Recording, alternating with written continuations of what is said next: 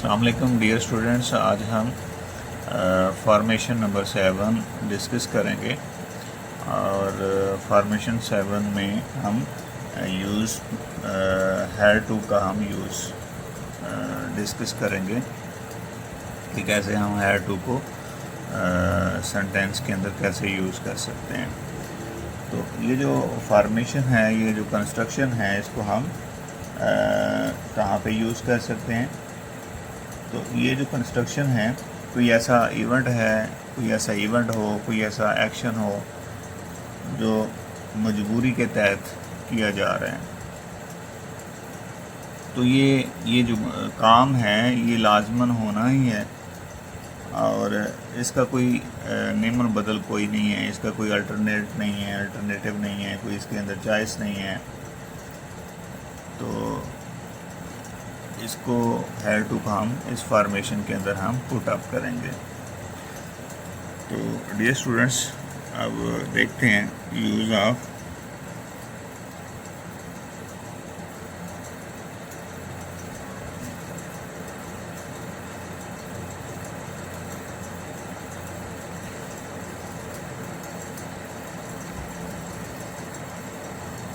Had to. तो इसका pattern देखते हैं।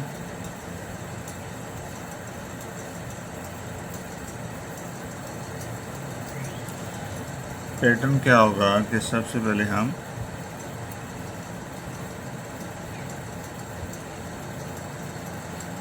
किसी भी सेंटेंस को स्टार्ट करते हैं ट्रांसलेशन के लिए, तो सबसे पहले उसका सब्जेक्ट चुनेंगे।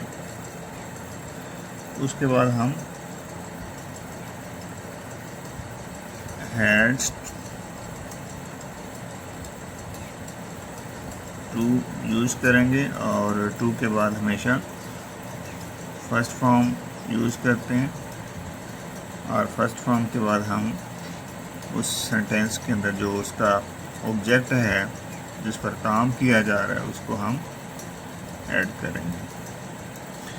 उसके बाद हम रिमेनिंग वर्ड्स हैं, अगर कोई किसी सेंटेंस में कुछ रिमेनिंग वर्ड्स रह जाता है, उसको फिर हम एंड पे ऑब्जेक्ट के बाद हम पुट अप करेंगे। तो सब्जेक्ट कोई भी हो, ऑल सब्जेक्ट के लिए हम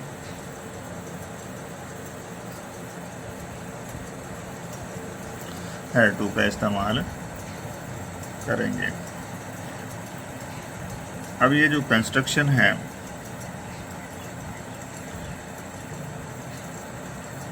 कैसे यूज़ की जाती है, कहाँ भी यूज़ की जाती है। This construction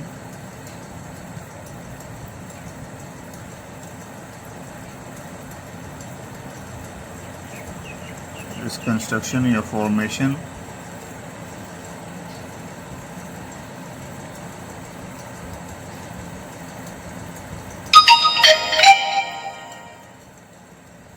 is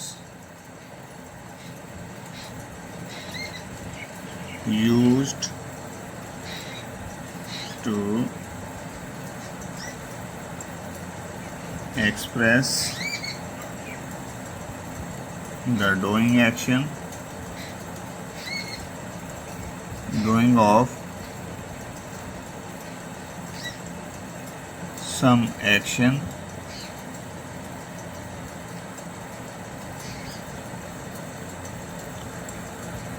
or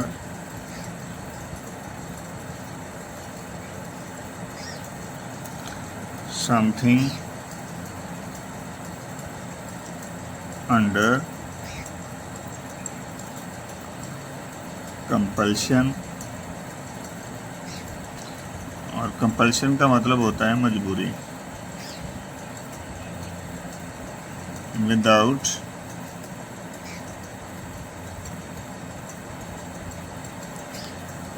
fail, बगैर किसी रिस्ट्रिक्शन के इसको हम, ये काम जो है वो ज़रूर होना है। देयर being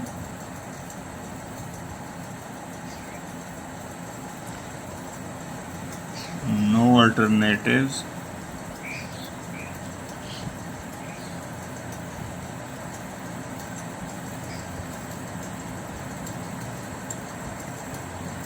और चॉइस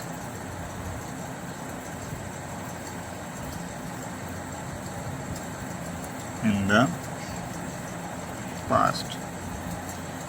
ये कंस्ट्रक्शन जो है वो ज़रूर ये जो हैड टू है, सॉरी, इसमें जो कोई भी इवेंट हो रहा है, जो कोई एक्शन हो रहा है, और ये जो एक्शन है वो मजबूरी के तहत है, तो ये जो एक्शन है वो ज़रूर होना है। तो इसका कोई अल्टरनेट नहीं है, इसका अल्टरनेट भी कोई नहीं होगा। तो इस कंस्ट्रक्शन को हम इस तरह यूज़ करेंगे। अब इसकी डियर स्टूडेंट्स प्रैक्टिस देखते हैं सेंटेंसेस से रिलेटेड।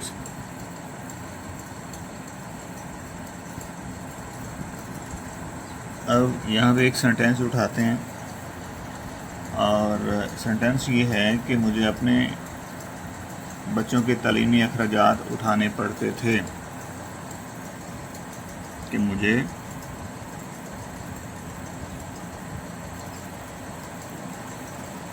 अपने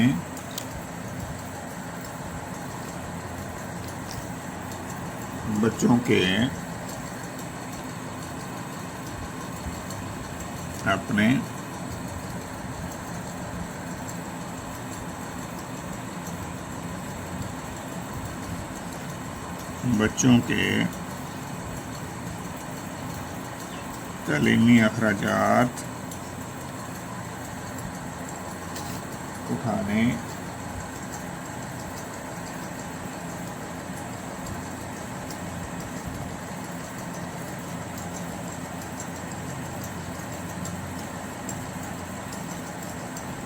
पढ़ते थे। तो सबसे पहले इसके सब्जेक्ट की ट्रांसलेशन करेंगे, और यहाँ पे सब्जेक्ट क्या है मुझे, तो इसको हम इस तरह ट्रांसलेट करेंगे।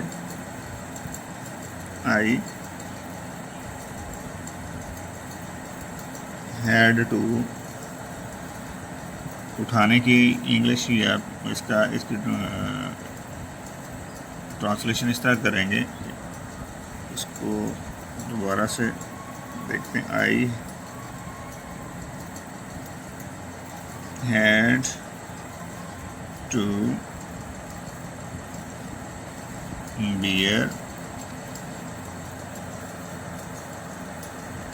बियर आप भी लिख सकते हैं, बर्दाश्त करना, द एक्सपेंसेस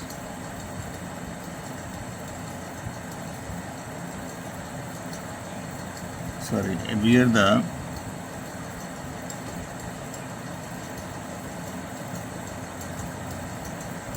एजुकेशनल ड्यूज भी लिख सकते हैं, एक्सपेंसेस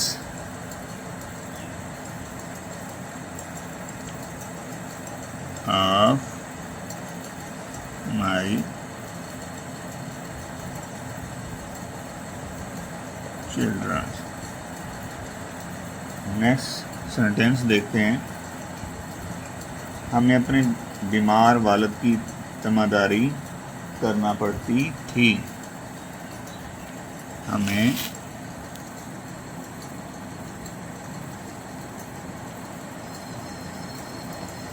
अपने बीमार वालिद की जिम्मेदारी करना पड़ती थी। तो सबसे पहले हम सब्जेक्ट को फाइंड आउट करते हैं कि इस सेंटेंस में सब्जेक्ट कौन सा है। तो यहाँ पे सब्जेक्ट हमें यानी we,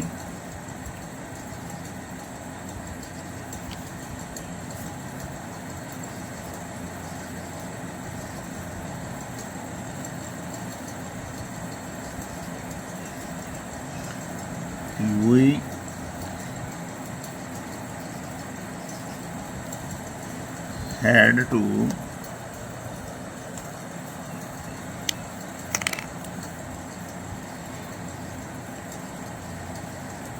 we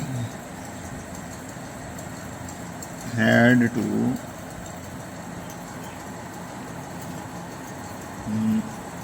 nurse our sick father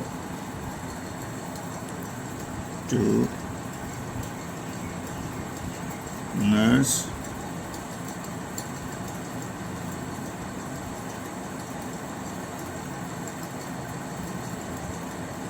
our ailing sick father. तो डियर स्टूडेंट्स, ये मज़ीद आगे एक्सरसाइज की प्रैक्टिस करते हैं।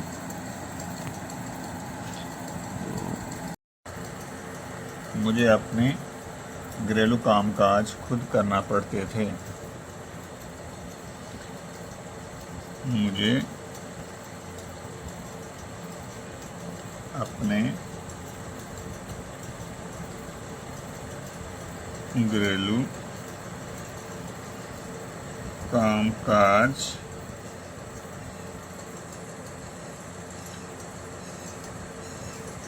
खुद करना पड़ते थे। I had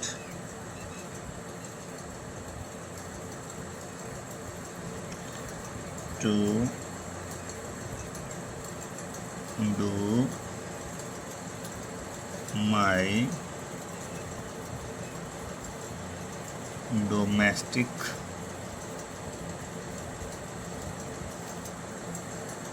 jobs लिख सकते हैं या कोर्स लिख सकते हैं।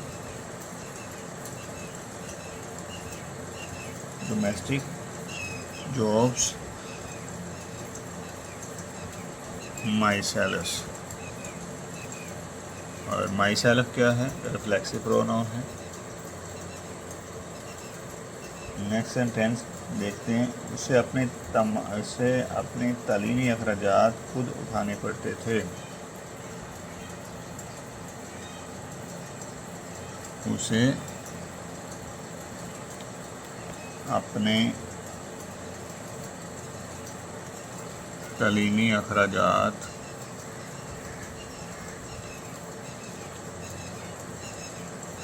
खुद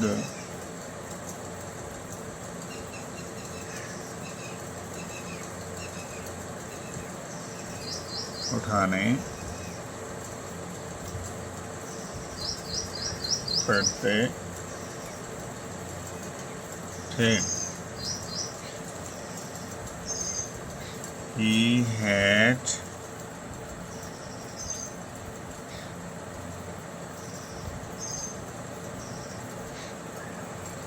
He had to bear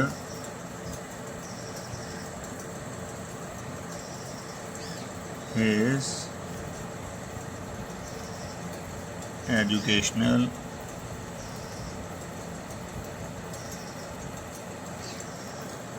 expenses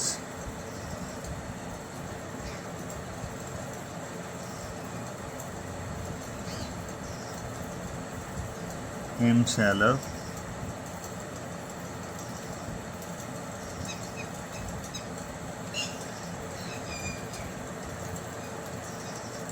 हमें ट्रैफिक के कवानीन की पाबंदी करना पड़ती थी।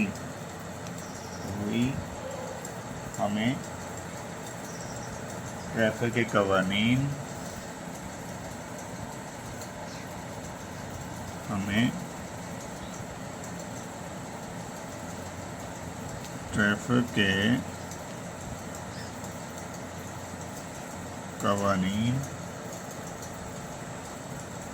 की पाबंदी करना पड़ती थी।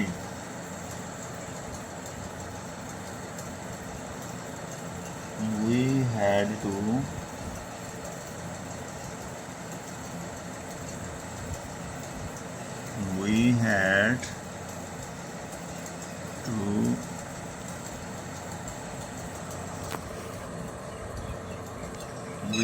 to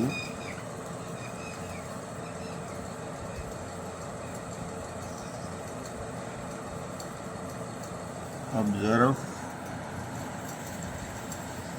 we had to abide by भी लिख सकते हैं।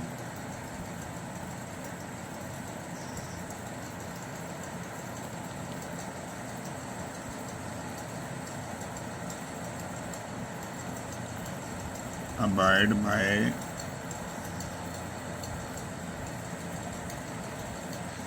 The traffic rules. We had to abide by the traffic rules. Abide by की जगह आप फॉलो भी वर्ड लिख सकते हैं, टू ऑब्जर्व भी वर्ब यूज़ कर सकते हैं। नेक्स्ट सेंटेंस देखते हैं।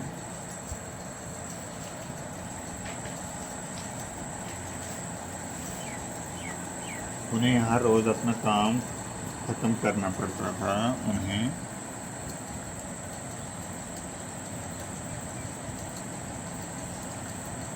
हर रोज़ अपना काम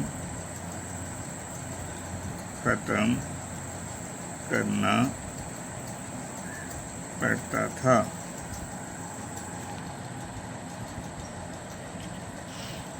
उन्हें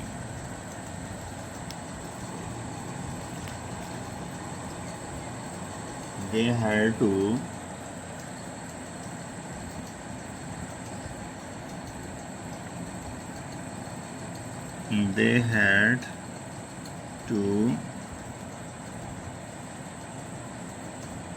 finish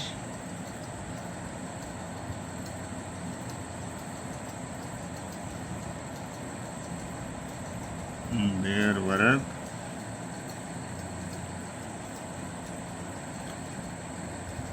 daily।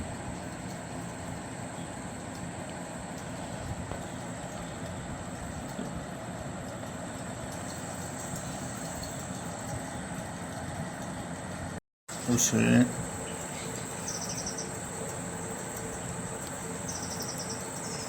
अपने खामन का हुक्म मानना पड़ता था।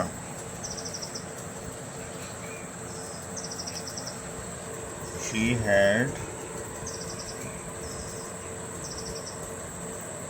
to obey her husband। She had to obey her husband। उसे अपने खामद का हुक्म मानना पड़ता था। नेक्स्ट सेंटेंस देखते हैं। हमें हर रोज़ उसका इंतज़ार करना पड़ता था। हमें हर रोज़ उसका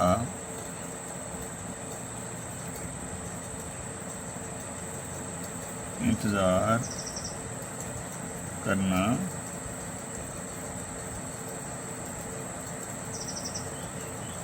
पड़ता था।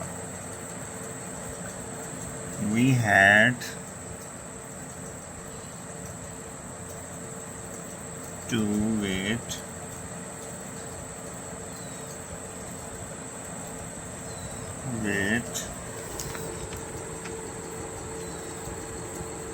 for him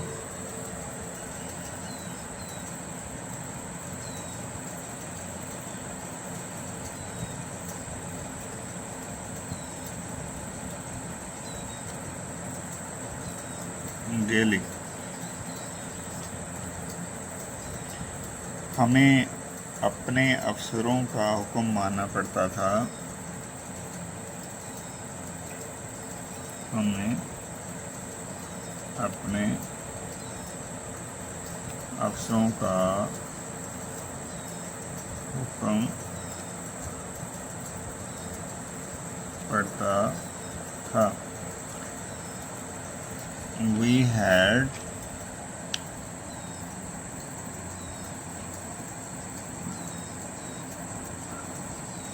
to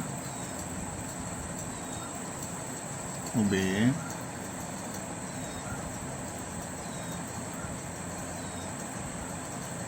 our officers.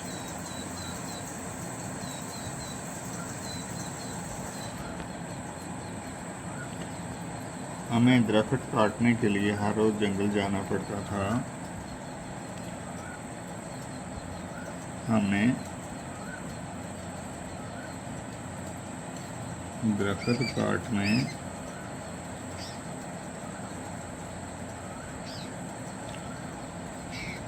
के लिए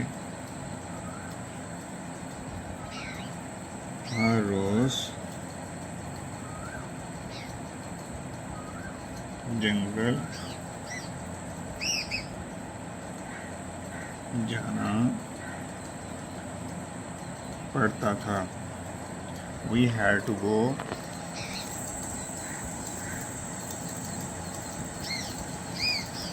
we had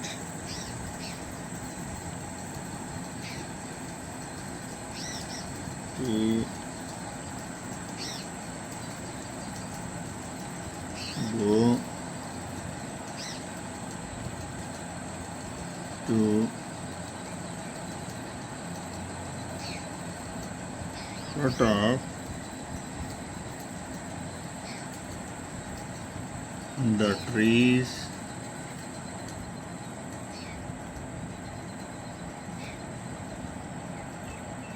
in the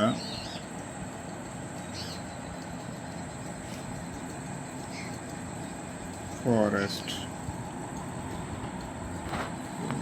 ये स्टूडेंट्स, ये फॉर्मेशन नंबर 7 की प्रैक्टिस थी, उससे रिलेटेड सेंटेंसेस थे। नेक्स्ट हम फॉर्मेशन नंबर 8 पढ़ेंगे। तो डियर स्टूडेंट, इसकी प्रैक्टिस भी कीजिएगा और आप खुद इसके सेंटेंस स्ट्रक्चर मैंने बता दिया आपको। तो इससे रिलेटेड आप कोई भी सेंटेंस अपनी मर्ज़ी से आप इसको डिज़ाइन कर सकते हैं, बना सकते हैं, कोई भी सेंटेंस बनाएं। तो ये आप जब आप प्रैक्टिस करेंगे तो आपको इजी लगेगा। तो नेक्स्ट इंशाल्लाह हम